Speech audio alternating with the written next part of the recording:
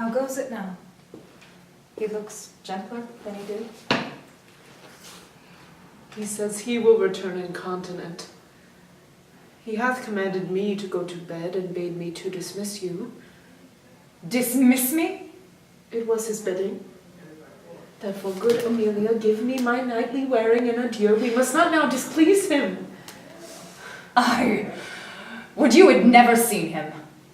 So would not I.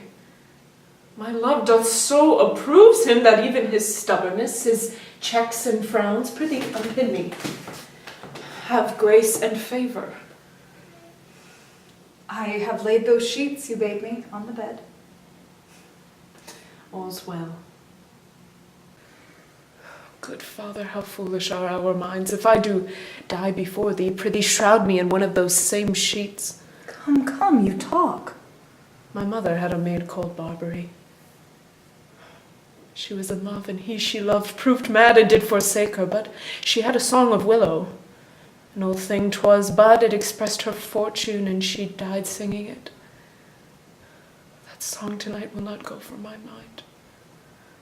I have much to do but to go hang my head all at once and sing it like poor Barbary. Prithee dispatch. Shall I go fetch your nightgown? No, unpin me here. This Lord Vico is a proper man. A very handsome man. He speaks well. I know a woman in Venice would have walked barefoot to Palestine for a touch of his nether lip. So get thee gone. Good night. Oh, mine eyes, to which doth that bode weeping? 'Tis neither here nor there. No, I have heard it said so. Oh, these men! Dost thou, in conscience think, tell me, Amelia, that there be women to abuse their husbands in such gross kind? Oh, there be some such, no question. Wouldst thou do such a deed for all the world? Why, would not you? No, by this heavenly light. Nor I neither, by this heavenly light. I might do it as well in the dark.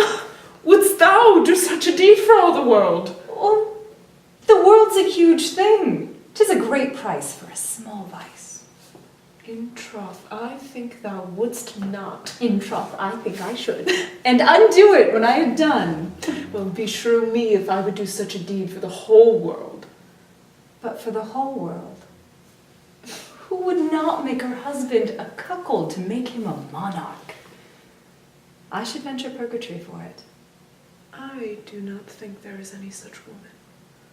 Oh, yes, a dozen. And as many to the vantage as would store the world they played for. But I do think it is their husbands' faults, if wives do fall. Say that they slack their duties and pour our treasures into foreign laps, or else break out in peevish jealousies, throwing restraint upon us. Or say that they strike us, or scant our former having in despite. Why, we have galls, and though we have some grace, yet have we some revenge. Let husbands know their wives have sense, like them. They see and smell, and have their palates both for sweet and sour, as husbands have. What is it that they do when they change us for others? Is it sport?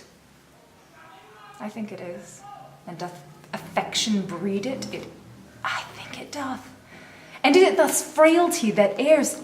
It is so too. And have we not affections, desires for sport, and frailty, as men have? Then let them use us well.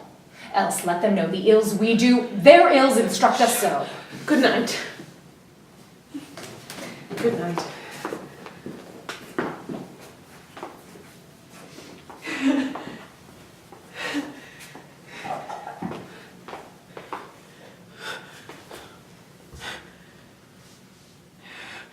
God me such uses send, not to pick bad from bad, but by bad mend.